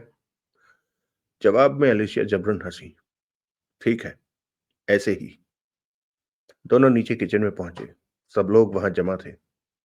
महाजन ने दबे स्वर में सबका परिचय दिया तो सुनील ने जाना कि एक डायरेक्टर मनकोटिया वहां से पहले ही रुखसत हो चुका था, लेकिन तब तक उसकी जगह वहां मनोज पुरवार मौजूद था।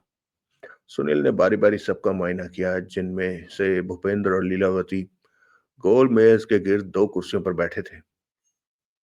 बाकी दो कुर्सियों पर महाजन और रमाकांत पहले से ही विराजमान थे। तोशनीवाल महाजन के सामने खड़ा था। केडिया परे दीवार के करीब एक स्टूल पर बैठा हुआ था और पुरवार चौखट से लगा खड़ा था। सबको उसी क्षण चाय सर्व की गई जान पड़ती थी, क्योंकि सुनील के वहां कदम रखते ही सोफिया ने उसे भी चाय का कप थमा दिया था। सुनील ने तोशनीवाल का खास मुआयना किया। वो एक आदतन बेचैन फुदकता सा महाजन के सामने खड़ा भी निरंतर हिलडुल रहा था। पॉकेट एडिशन आदमी था, जिसके होंठ मुस्कुराते लगते थे, लेकिन उस मुस्कुराहट का जज्बा उसकी कंजी आंखों तक पहुंचता जान नहीं पड़ता था। किड्डी जनानी, रमाकांत बोला। सुनील ने उसकी तरफ देखा तो पाया कि उसकी निगाह का मरकज लीलावती थी। क्विंटल से कम तो क्या होगी, नाक देख, क्या आसमान को उठी हुई है। छींक मारती होगी तो सिर से पल्ला उड़ जाता होगा। सुन लेगी, सुनील दांत पीसता हुआ फुसफुसाया। सुन लेगी, सुनील दांत पीसता हुआ फुसफुसाया। सुन ले, मैनू डर मारिया ਇਹਦਾ। ऐसे पता कर इसके माँ-बाप जिंदा हैं? क्यों? सॉरी दोस्तों। वैसे पता कर इसके माँ-बाप जिंदा हैं? क्यों? उन पर मुकदमा ठोकेंगे? किस बात का? क्यों उन्होंने ऐसी लार्ज इकॉनमी साइज औरत पैदा की? पैदा इतनी बड़ी हुई होगी? ये भी ठीक है, तो इस पर ठोकेंगे। क्यों ये इतने large economy size? Ramakant, shut up. और जमूरा देख उसका। इस बात की जिंदा मिसाल जान पड़ता है कि इंसान के बच्चे को कैसा नहीं होना चाहिए। माँ यौन, रमाकांत, रमाकांत, किसी ने सुन लिया तो फौजदारी हो जाएगी। अब भुगत लेंगे, हम क्या? हम यहाँ फौजदारियां भुगतने नहीं आए। एक निहायत जिम्मेदाराना काम को अंजाम देने आए हैं जो कि खुद मेरे एम्प्लॉयर ने मुझे सौंपा है।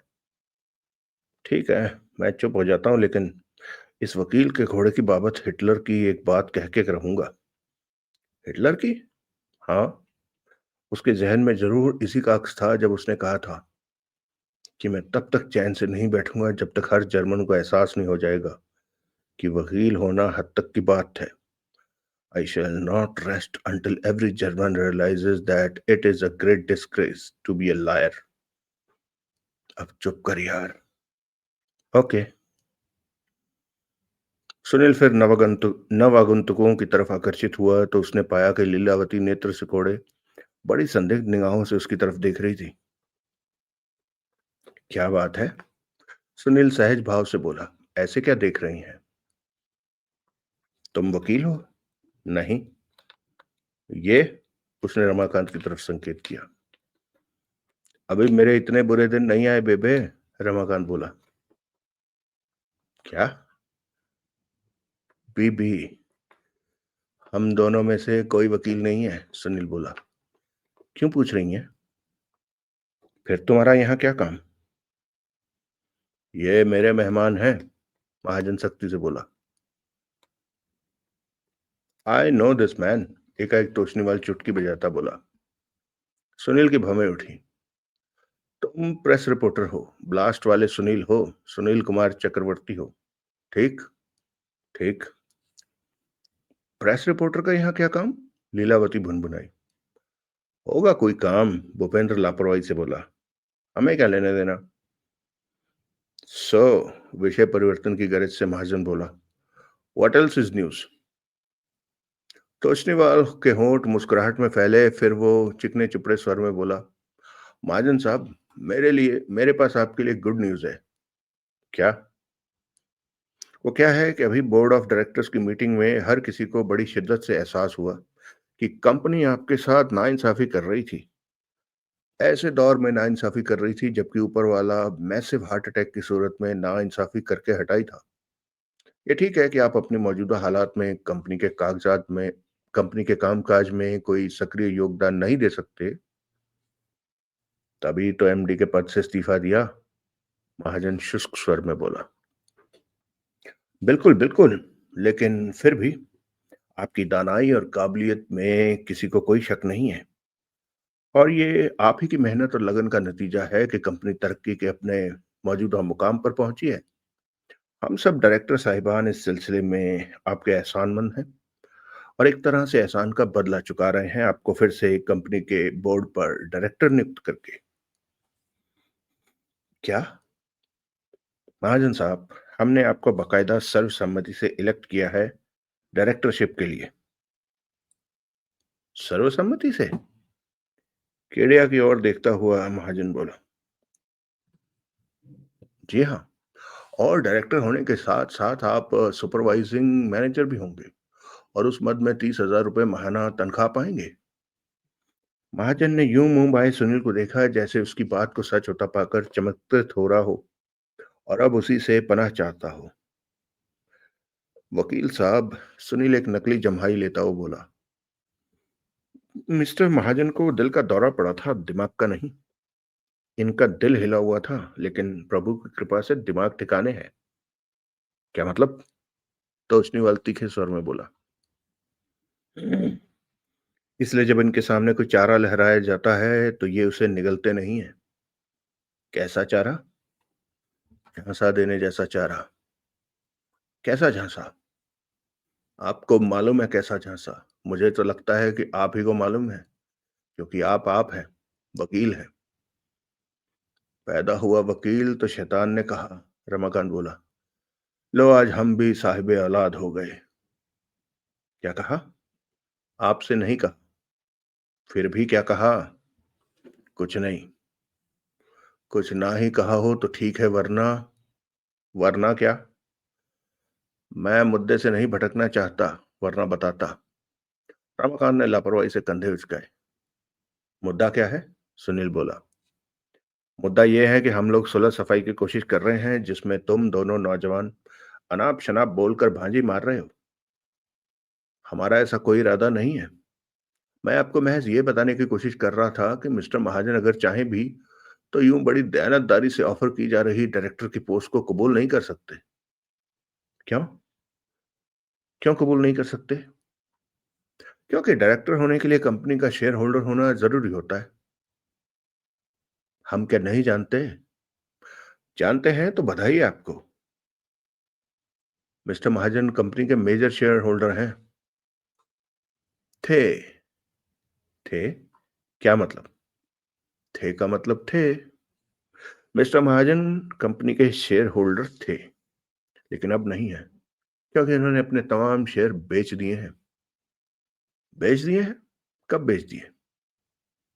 कंपनी के खातों में तो, भूपेंद्र बोला, ऐसी कोई सेल दर्ज नहीं है। इसलिए नहीं है क्योंकि खरीदार द्वारा शेयर्स को अपने नाम ट्रांसफर के लिए अभी पेश नहीं किया गया। दैट्स ऑल नॉनसेंस, तोशनीवाल बोला। जब कंपनी का रिकॉर्ड ये कहता है तो उसकी बोलती बंद कीजिए, सुनील बोला। तुम्हारे कहने से? इस शेयर सर्टिफिकेट के कहने से। सुनील ने जेब से शेयर सर्टिफिकेट निकालकर सबके सामने लहराया, जो कि शेयर्स के मेरे नाम ट्रांसफर के लिए ड्यूली एंडोर्स्ड है।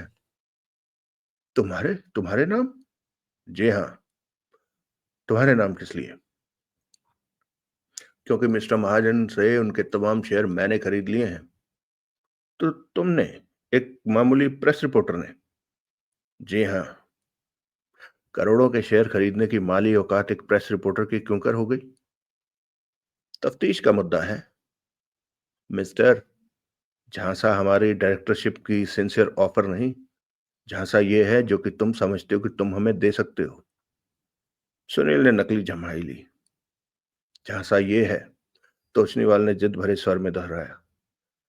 है तो समझिए लोहे ने लोहे को काटा। ये धोखा है, फरेब है।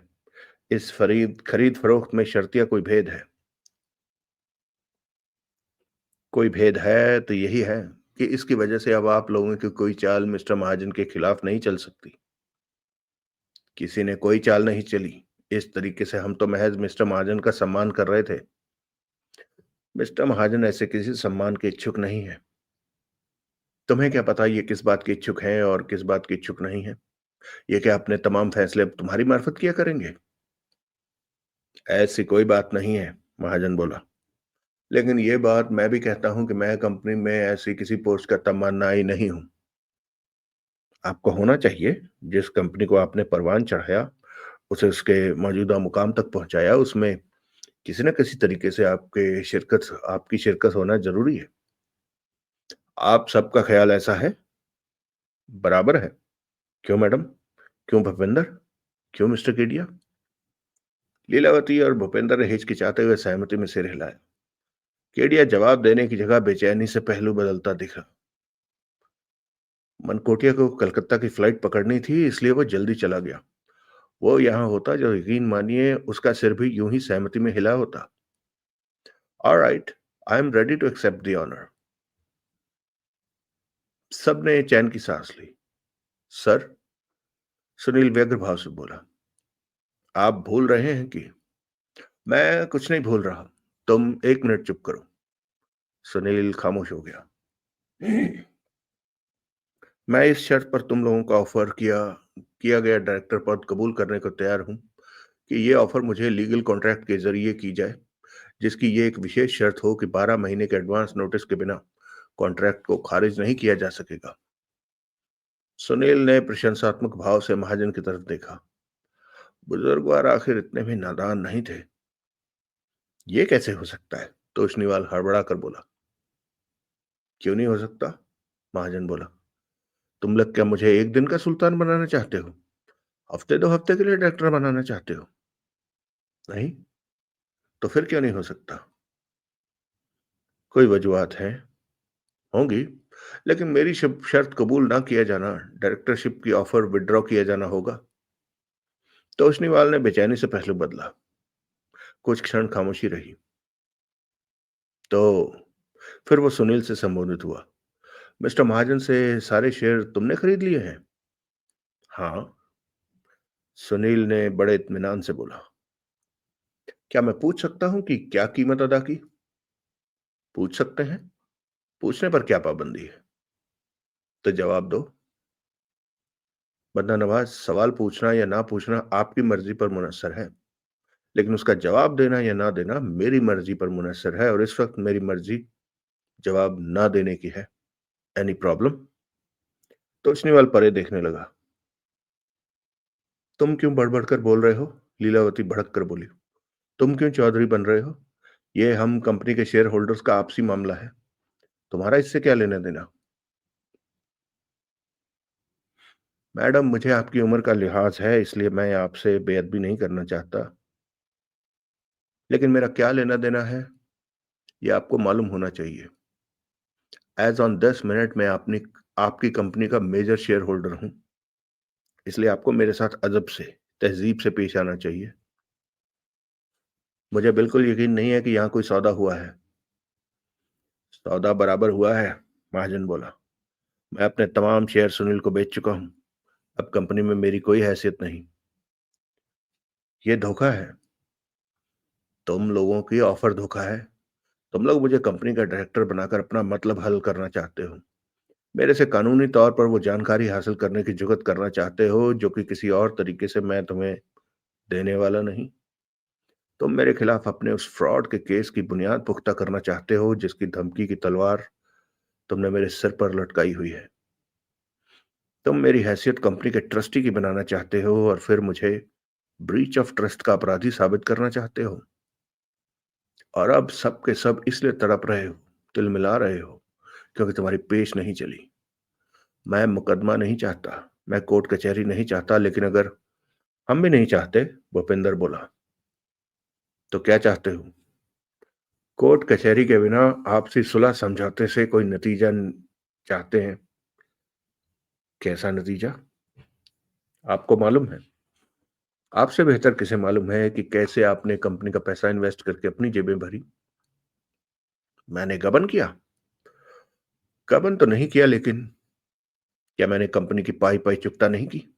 सारी रकम दूध से धोकर वापस जमा नहीं कराई? वो तो ठीक है, लेकिन ऐसा करना तो गलत था।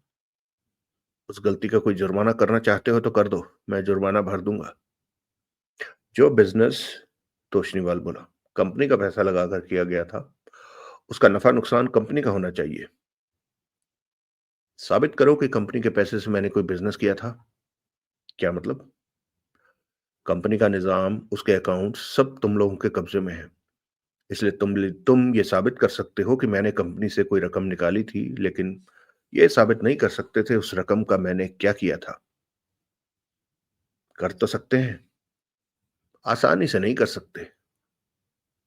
20 मूर्तियां बरामद हो गई तो आसानी से भी कर सकते हैं। बरामद हो गई तो वकील साहब, सासू माँ, साले साहब ढूंढते रह जाओगे। सबके चेहरों ने कई रंग बदले। सुनील संतुष्ट था कि महाजन चटर्जी साहब से हासिल राय का बखूबी इस्तेमाल कर रहे थे। वक्त की खामोशी के उन क्षणों ने महाजन ने अपना कप सोफिया की ओर बढ़ाया और फिर बोला, मैं एक कप चाय और पीऊंगा। श्योर। कप थामती सोफिया बोली। उसने केतली में से कप में चाय डालकर कप महाजन को लौटाया और फिर रमाकांत और सुनील को भी और चाय सर्व की। महाजन साहब, तोशनीवाल फिर वार्तालाप शुरू करता हुआ बोला, मेरी राय है कि आप अपनी हाउसकीपर वाले केस को भी याद कर लें। क्या याद कर लूं उसमें? महाजन लापरवाही से बोला। वो फ्रॉड का ओपन एंड शट केस है। पति पत्नी दोनों जेल में होंगे। मैं किस वास्ते? सोफिया गुस्से से बोली। मैं क्या किया? जो किया मेरा हस्बैंड किया। जमीन तुम्हारे नाम था। ये बात परचेजर को भी मालूम, जो कि डील मेरे साथ नहीं, मेरा हस्बैंड के साथ किया। क्यों किया? जो बोलना कोर्ट में बोलना। बोलेंगा, किधर भी बोलेंगा। Any objection? उस केस का जिक्र किस लिए? महाजन बोला। अगर आप अपने वाले केस का कोई तसल्ली बख्श सेटलमेंट करने के लिए तैयार हो जाएं तो मेरे क्लाइंट्स हाउसकीपर वाले केस को नजरअंदाज करने के लिए तैयार हैं। तसल्ली बख्श सेटलमेंट? किन के लिए तसल्ली बख्श सेटलमेंट? तुम्हारे क्लाइंट के लिए? जाहिर है, जो कि लीलावती और भूपेंद्र है। हाँ। तुम्हें इनके हित की फिक्र है, कंपनी के हित की कोई फिक्र नहीं। इनका हित और कंपनी का हित एक ही बात है, लेकिन इनका, कंपनी का और मेरा हित एक ही बात नहीं है। इसलिए मुझे ये पेशकश कबूल नहीं। ये आपका आखिरी फैसला है? तोशनीवाल असहाय भाव से कंधे उचकाता खामोश हो गया। चल भूपेंद्र, एकाएक लीलावती बोली, अब हमारा यहाँ कोई काम नहीं। भूपेंद्र ने सहमति में सिर हिलाया, लेकिन उसने चलने का उपक्रम ना किया। अलीशा अपने स्थान से हिली, टेबल का घेरा काट कर वो कुकिंग रेंज के करीब खड़ी अपनी माँ के पास पहुंची और उसके गले लग गई। काहे? सोफिया असमंजसपूर्ण भाव से बोली। दिल किया। वो कसकर अपनी माँ के साथ लगती हुई बोली। Mamma wish me luck. काहे वास्ते? ऐसे ही। I wish you all the best my honey child. Thank you mama. उस घड़ी विशाल किचन में एकाएक अफरा तफरी मच गई थी। भूपेंद्र अपनी माँ के लिए किचन का दरवाजा खोले खड़ा था। केडिया महाजन के पीछे आ खड़ा हुआ था और सुनील रमाकांत की बगल में खाली कुर्सी पर आन बैठा था। फ्रैंकी नहीं दिखाई दे रहा? एकाएक तोशनीवाल बोला। किसी ने जवाब ना दिया। किसी व्यक्ति विशेष से वो सवाल पूछा भी नहीं गया था। तुम्हारा हस्बैंड कहाँ है? वो सोफिया से बोला। होएगा किधर? किधर? आसपास ही कहीं या? सोफिया ने अनभिज्ञता से कंधे उचकाए। तोशनीवाल ने अपने दाएं बाएं निगाह डाली और फिर बोला। मेरा ब्रीफकेस मीटिंग वाले हॉल में रह गया, जान पड़ता है। Excuse me everybody. वो लंबे डग भरता वहां से निकल गया। फ्रैंकी की तलाश में गया है, पीछे सुनील बोला। ब्रीफकेस का तो बहाना है। लगता है उसे दूसरे केस की बिना पर आप पर दबाव बनाने की कोई स्कीम इसके जहन में पनप रही है। क्या करेगा? महाजन ने पूछा। कहना मुहाल है। शायद फ्रैंकी से कोई ऐसा बयान दिलवाने की कोशिश करेगा जो कि आपको भी नुकसान पहुंचा सकता हो। ऐसा कैसे? उसमें कोई आपसे रिश्ता नहीं है? ये पैदा कर लेगा। कैसे? आपका ये सवाल तो सांप के बारे में पूछने की तरह है कि वो काटेगा कैसे। हम्म। महाजन कुछ क्षण सोचता रहा, फिर वो कीड़े की तरफ घूमा। क्यों जनाब? मुझे डायरेक्टर बनाए जाने की वोटिंग में आप सर्वसम्मति से क्यों शामिल हो गए थे? धोखा खा गया। केडिया संजीदगी से बोला। उन लोगों की बातों में भरम आ गया। सच में ही समझ बैठा कि आपसी मतभेद भुलाकर वो लोग तुम्हें आदर मान देना चाहते थे। वो तो अब पता चला कि वो उनकी तुम्हारे खिलाफ सोची समझी चाल थी। बतौर सुनील झांसा थी, जो कि शुक्र है कि चली नहीं। हाँ, शुक्र है। ये तुम्हारी शेयर बेच देने वाली कहानी चल जाएगी? कहानी चौकस है, उसमें कोई नुक्स नहीं है, लेकिन एक अंदेशा है। क्या? वो लोग वक्त की गौर से पड़ताल करेंगे तो जान पाएंगे कि उनकी मीटिंग में मुझे डायरेक्टर बनाए जाने का प्रस्ताव पास होने में और मेरे शेयर बेचने में 10 एक मिनट का ऐसा वक्फा था, जबकि मैं उस प्रस्ताव के अंतर्गत कंपनी का डायरेक्टर था। और महाजन को दिखाकर सुनील ने एक चेतावनी भरी निगाह सोफिया की ओर डाली। सोफिया की फिक्र न करो, महाजन बोला। वो मेरे से बाहर नहीं जा सकती। ठीक है, सुनील बोला।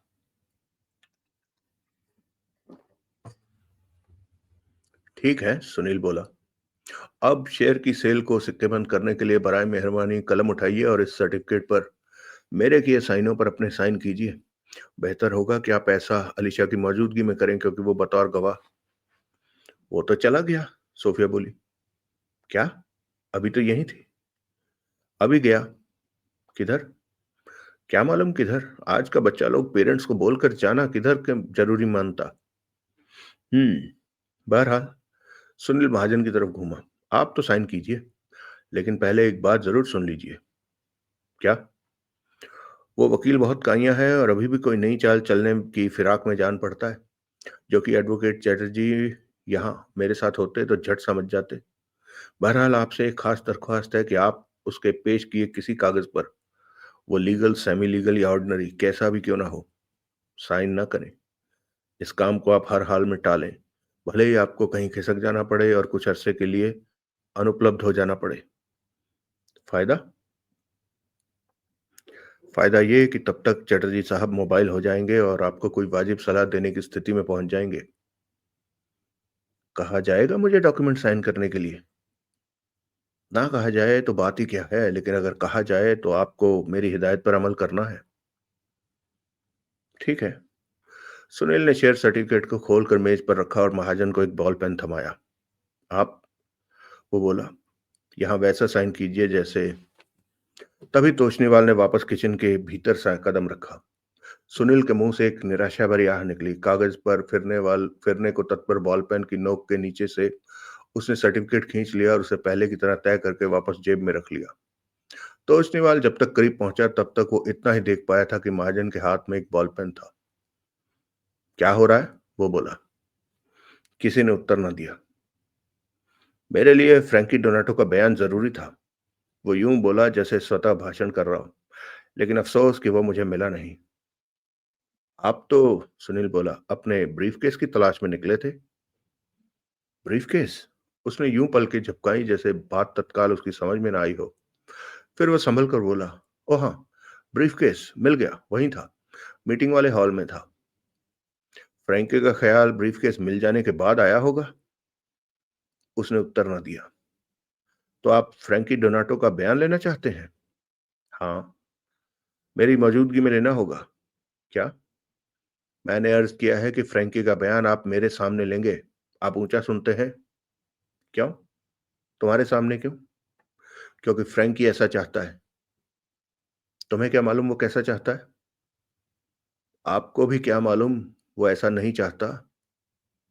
मेरे को मालूम, सोफिया बोली। ऐसा बयान जरूरी तो वो विटनेस का सामने हो ना सकता। This young man is Frankie's witness. खामखा, तो उसनीवाल भुनभुनाया। माई हस्बैंड कुछ बोलेगा तो सुनील का सामने बोलेगा, अदरवाइज नहीं बोलेगा। ओके ओके, मुझे इस बात पर कोई एतराज नहीं है। थैंक यू, सुनील बोला। और जब फ्रैंकी के बयान की नौबत आए तो भूपेंद्र चावरिया के बयान का इंतजाम भी करके रखिएगा। वो किस लिए? क्योंकि जो वजह फ्रैंकी के बयान की आपके जहन में है, वो भूपेंद्र चावरिया पर भी लागू है। खरीद फरोख्त के हर डील में दो पार्टी होती है। जब एक पार्टी के बयान की अहमियत है तो दूसरी की भी होनी चाहिए। That's share nonsense. बयान धोखा देने वाले का जरूरी है, धोखा खाने वाले का भी जरूरी है। मुझे तो यह भी किसी झांसे की बुनियाद जान पड़ती है। आपकी क्या बात है? ताकि यह साबित हो सके कि उसके साथ अनजाने में धोखा हुआ। उसने जानबूझकर धोखा नहीं खाया। तुम पागल हो? जानबूझकर धोखा कौन खाता है? फर्ज कीजिए मैं आपको एक 500 का नोट ये कह के देता हूं कि वो नकली है। आप नोट को जांचते परखते हैं और ये कह के कबूल कर लेते हैं कि वो नकली नहीं है, लेकिन बाद में वो नकली साबित होता है। तो आप इसे अपने साथ हुआ धोखा करार दे पाएंगे? तोशनीवाल को जवाब ना सूझा। ठीक है, आखिरकार वो बोला। क्या ठीक है? वालपोई वाले मुद्दे पर सामूहिक वार्तालाप होगा। गुड। तुम खामखा की चौधराहट दिखा रहे हो, लेकिन देख लेना तुम्हारे हाथ कुछ नहीं आने वाला। फिर अंदेशा कैसा? मुझे कोई अंदेशा नहीं है। मेरे पास फ्रैंकी डोनाटो के खिलाफ ओपन एंड शट केस है। बधाई हो। और आपके लिए। वो महाजन की तरफ घूमा और बड़े ड्रामेटिक अंदाज से बोला, मेरे पास कोर्ट के समन है, बराए मेहरबानी रिसीव कर लीजिए। समन? महाजन की भवें उठी। कैसे समन? नॉर्थ इंडिया एक्सपोर्ट हाउस के द्वारा दायर किए फ्रॉड के केस में आपके नाम जारी किए गए मेट्रोपॉलिटन मजिस्ट्रेट के कोर्ट के समन है। ये केस मुझ पर दायर किया भी जा चुका है। जी हाँ।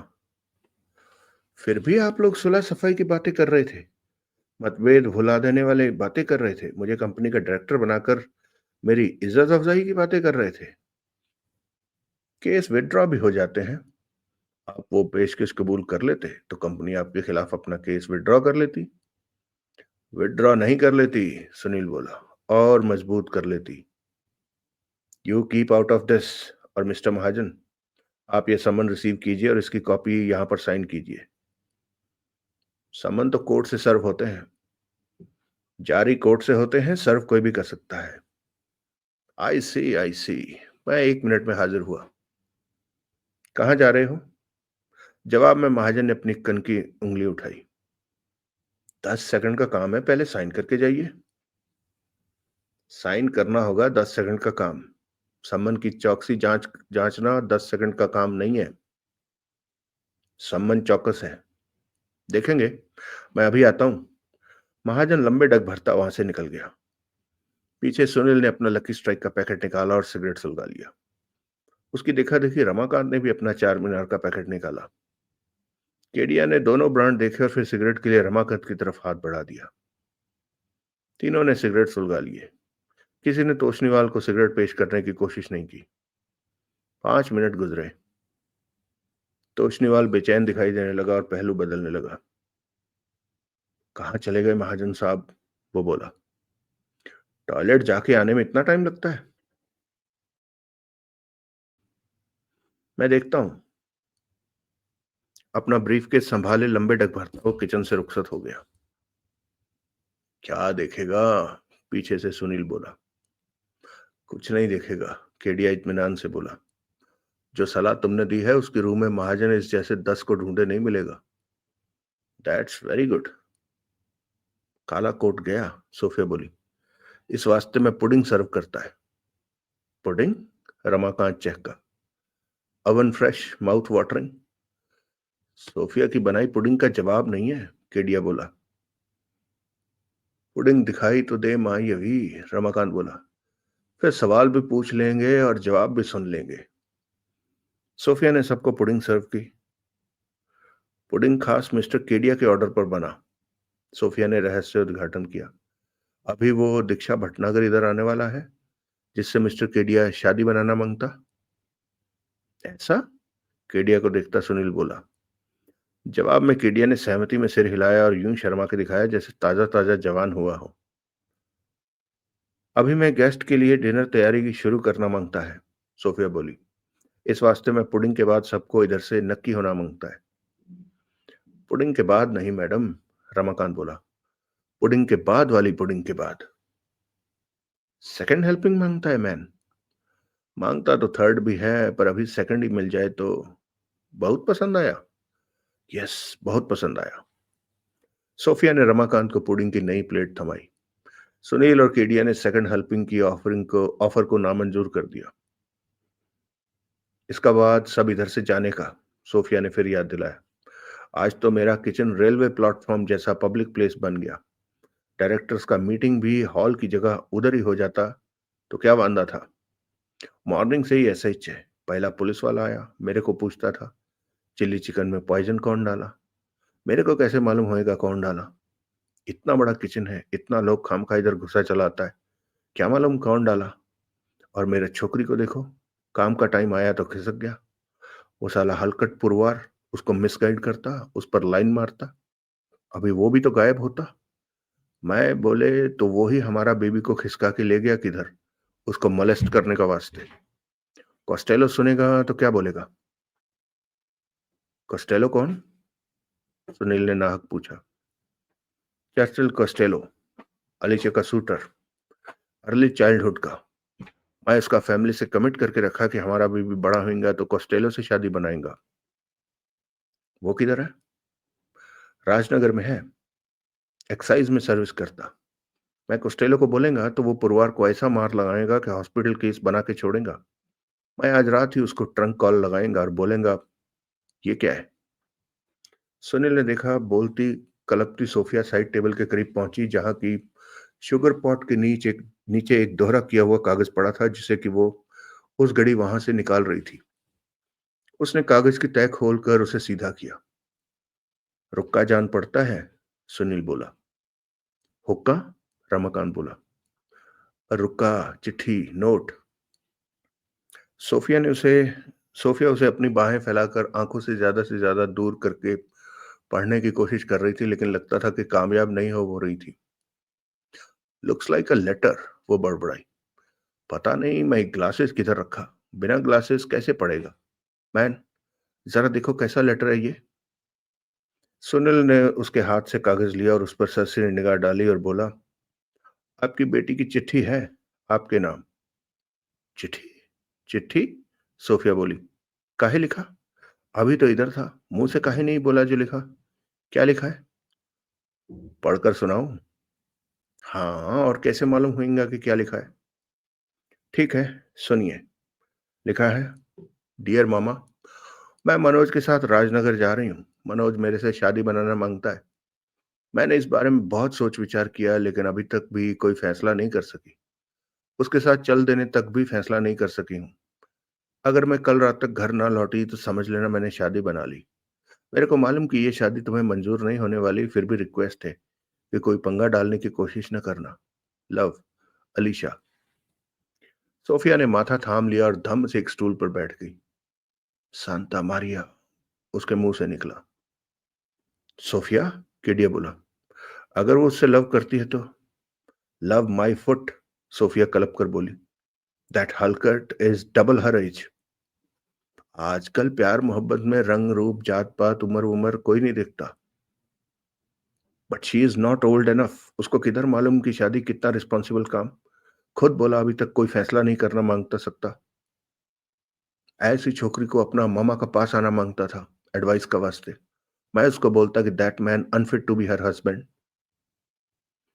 तभी तो तुमसे मशवरा नहीं किया, क्योंकि उसे मालूम था कि तुमने उसे क्या जवाब देना था। और फिर क्या पता, सुनील बोला, वो शादी का इरादा छोड़ दे और कल रात से पहले घर वापस लौट आए, जैसा कि उसने चिट्ठी में लिखा है। ऐसा? हाँ। अभी कल रात तक तो आपको उसका लौटने का इंतजार करना चाहिए। Okay, I will do that. पर कोस्टेलो को मैं फिर भी बोलेगा, मैरिज और no marriage, I want to see that bastard bottom kicked. आप अपने सन इन लॉ के साथ ऐसे पेश आएंगी? सन इन लॉ माई फुट। ऐसा बंदा तो, रमाकांत बोला, सिन इन लॉ कहलाना चाहिए। सुनील ने बड़ी मुश्किल से अपनी हंसी दबाई, लेकिन केडिया जोर से हंसा। हंसता है? सोफिया नाराजगी से बोली। This is no laughing matter man. मेरा डॉटर चला गया, तुम हंसता है? कुछ नहीं हुआ सोफिया, कुछ नहीं हुआ। अलीशा जिम्मेदार लड़की है, वो कोई गलत काम नहीं करेगी। घर से भाग गया, बोलता है गलत काम नहीं करेगा। लौट आएगी। वो हलकट उसको वायलेट करेगा। अलीशा ऐसा कुछ नहीं होने देगी। तुम तो उसका फेवर लेगा ही। तुम खुद जो 2 दिन बाद वैसी शादी बनाने वाला है। सुनील की भवें उठी। हाँ, केडिया बोला। परसों मैं और दीक्षा राजनगर में मैरिज रजिस्ट्रार के ऑफिस में शादी करने वाले हैं। फिर तो बधाई। शुक्रिया। तभी एक जगमग महिला ने किचन में कदम रखा। तत्काल केडिया के चेहरे पर रौनक आई। उसने आगे बढ़कर उसे रिसीव किया और फिर बोला, ये दीक्षा है। और दीक्षा, ये सुनील है, ये रमाकांत है। दोनों तरफ से हेलो हेलो हुई। सुनील को दीक्षा उम्र में 27 से बड़ी लगी। वो खूबसूरत तो थी, लेकिन उसका रख रखाव उसकी शक्ल सूरत से कहीं ज्यादा खूबसूरत था। उस घड़ी वो एक खुले गले की कॉलर वाली कमीज के साथ एक मर्दाना स्टाइल का सूट पहने थी और सिर पर तिरछी करके बड़ी स्टाइलिश कैप लगाई थी। आपकी शादी की बातचीत हो रही थी, सुनील बोला। हनीमून पर कहाँ जा रहे हैं?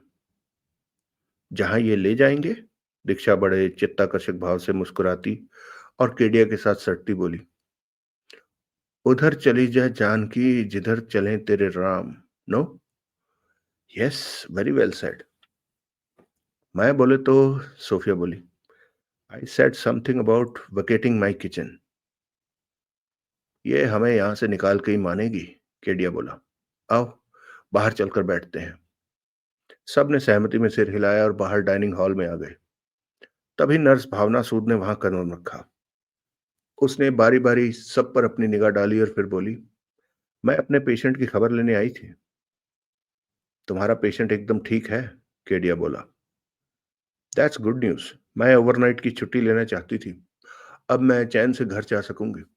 डॉक्टर पाहवा मेरी जगह लेने के लिए ऑल्टरनेट नर्स भेजना चाहते थे, लेकिन खुद मिस्टर महाजन ने ही मना कर दिया।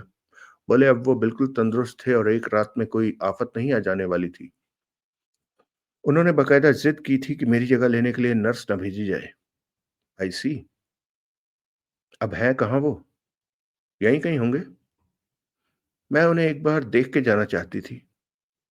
नो प्रॉब्लम, जाके ढूंढो। वकील साहब भी उन्हें ढूंढ रहे हैं। उन्हें पहले मिल जाए महाजन साहब तो उनसे पूछ लेना वो कहाँ है। वकील साहब? दिशा की दीक्षा की भवें उठी। मधुप तोषनीवाल, अभी यहाँ एक बोर्ड मीटिंग होके हटी है जिसमें वो भी शामिल था। वो यहाँ था? हाँ। जानती हो उसे? बखूबी। एक नंबर का। अब क्या बोलूं? पता नहीं कैसा मिजाज पाया कि मुझे तो उससे निगाह मिलाने में डर लगता है। अब तुम्हें किसी से डरने की जरूरत नहीं है। मैं हूं ना। ओ डार्लिंग। मैं चलती हूँ, भावना बोली। वो घूमी और वहां से रुखसत हो गई। परसों की तैयारी में केडिया बोला, मुझे दीक्षा से कुछ जरूरी राय मशवरा करना है, इसलिए never mind, get along. Sure you don't mind? No, not at all. Thank you. दोनों वहां से रुखसत हो गए। आशिकी कैसा बेमुरव्वत बना देती है अच्छे भले इस सिविल आदमी को। पीछे सुनील बोला, माशूक के लेके यूं चल दिए जैसे हम मेजबान हूं और वो यहाँ के मेहमान हूं। रमाकांत ने जवाब ना दिया। अब हम भी चलें बड़े पापा जी? चलें तो सही प्यारे हो, रमाकांत ने बड़े अजीब लहजे में बोला। लेकिन चला जाए तो चले ना। क्या मतलब? तबीयत को अजीब सा कुछ हो रहा है। क्या हो रहा है? पता नहीं, अभी तो ठीक थी। अभी भी ठीक ही हूं, लेकिन कुछ बेचैनी से महसूस हो रही है। कार तुम चला लोगे माल को? हाँ हाँ, क्यों नहीं। फिर ठीक है, मैं थोड़ा रेस्ट करूंगा, थोड़ी ठंडी हवा खाऊंगा तो हो जाएगी तबीयत ठीक। लेकिन उसके चेहरे पर पीड़ा के भाव प्रकट हुए। जो कुछ माई हवा भी हो रहा है उसका क्या करूं? अभी क्या हो रहा है? मुंह सूख रहा है। दिन में घूंट लगाने का यही अंजाम होता है। गले में जलन हो रही है, छाती में जलन हो रही है। खाया भी तो ढेर है, अभी पुडिंग नहीं याद कैसे थोक में खा रहे थे। प्यारे और जान पर बनी है। सुनील सकपकाया। उसने गौर से रमाकांत को देखा। उल्टी आने को हो रही है, रमाकांत बोला। यहाँ बाथरूम कहाँ होगा? मैं अभी आया, सुनील बोला और दौड़कर एक खिड़की के पास गया। बाहर ड्राइववे में भावना सूद पैदल चली जा रही थी। मिस सूद, सुनील जोर से बोला। भावना, नर्स। भावना ठिठकी। उसने घूमकर रोशन खिड़की की तरफ देखा। जरा वापस आइए प्लीज। क्यों? क्या हुआ? मेरे दोस्त को एकाएक कुछ हो गया है। तत्काल भावना हाफती सी वो ड्राइंग रूम में प्रकट तत्काल भावना लंबे डग भरती वापस हुई। कुछ क्षण बाद हाफती सी वो ड्राइंग रूम में प्रकट हुई। क्या बात है? वो बोली। कहाँ है आपका दोस्त? कहीं बाथरूम की तलाश में गया है। महसूस क्या हो रहा है उन्हें? सुनील ने बताया। भावना के नेत्र फैले। तत्काल वो घूमी और लगभग दौड़ती हुई वहां से बाहर निकल गई। 5 मिनट बाद वो वापस लौटी। मैंने डॉक्टर पावा को फोन कर दिया है, वो बोली। वो गोली की तरह यहां पहुंच रहे हैं। डॉक्टर? सुनील सकपकाया। डॉक्टर किस लिए? मिस्टर सुनील, जो लक्षण आपने बयान किए हैं वो आर्सेनिक पॉइजनिंग के हैं, लेकिन मिस्टर सुनील आप। उसने गौर से सुनील की सूरत पर निगाह डाली। आप तो ठीक है।